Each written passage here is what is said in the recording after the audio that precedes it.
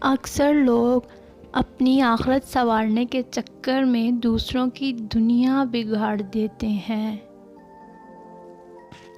آپ یاد رکھو، جہاں وہ رب رحیم ہے وہاں وہی رب الودود بھی ہے، تمام مخلوقات کو پالنے والا بھی ہے، بس آپ اس کو محبوب بنا لو، اور وہ تو سبحان ہے ہی الودود، بہت زیادہ محبت کرنے والا بھی ہے۔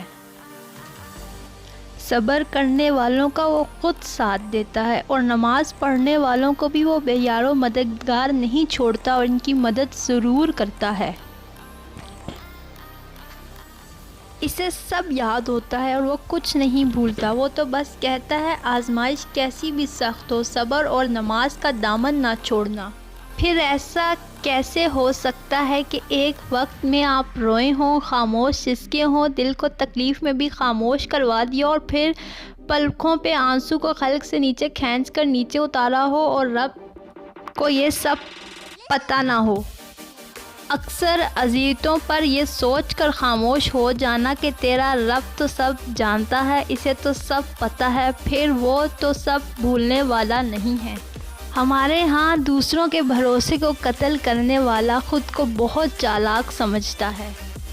جب طوفان کے دوران اپنی گھبراہٹ بڑھا دیں گے تو طوفان کی طاقت دگنی ہو جائے گی۔ علی کا قول ہے کہ طاقت، دولت، شہرت اور اختیار انسان کو بدلتے نہیں، بس بے نقاب کر دیتے ہیں۔ آزاد عورت کا مطلب یہ نہیں کہ وہ ہر کتے بلے کے لیے اویلیبل ہے۔ خاموشی کے ساتھ بیٹھ کر مشاہدہ کریں، ہر بات کا رد عمل دینا ضروری نہیں ہوتا۔ انسان اس وقت بہت خطرناک ہو جاتا ہے جب وہ اکیلا رہنا سیکھ جاتا ہے۔ منزل ملے نہ ملے، راستہ ہمیشہ صاف رکھنا چاہیے۔ امید کرتی ہوں آپ کو یہ پسند آئیں گے۔ اسی طرح ہمارے چینل کو دیکھتے رہیں، لائک، سبسکرائب اور شیئر کرنا مت بھولیے گا۔ بہت شکریہ۔